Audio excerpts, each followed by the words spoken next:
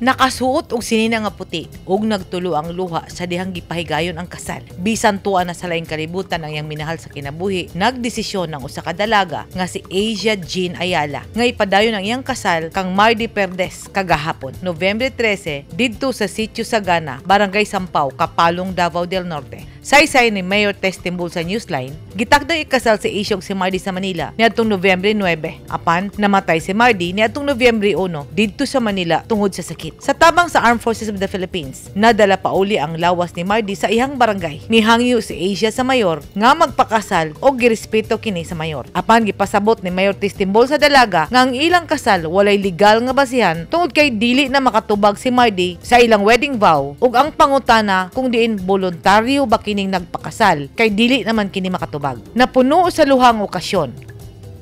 Invalid dito siya. Ang katulang ba nga na siya'y gunitan kasi sing-sing, naka-ready na siya. Niya, bang gusto niya nga na siya ipabaon sa kang Mardy sa paglubong. Nung natuman niya ihang gi-promise po niya magpakasal gyud si Aisa sa kang Mardy.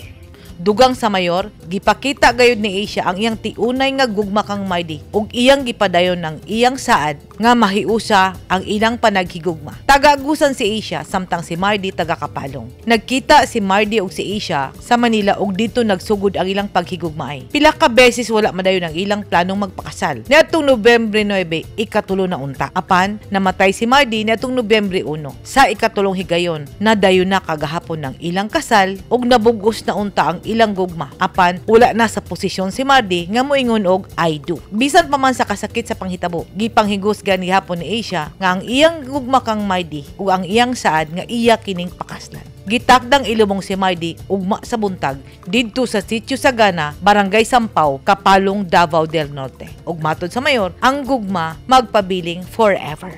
Edith Caduayo, Newsline Philippines. Stay safe!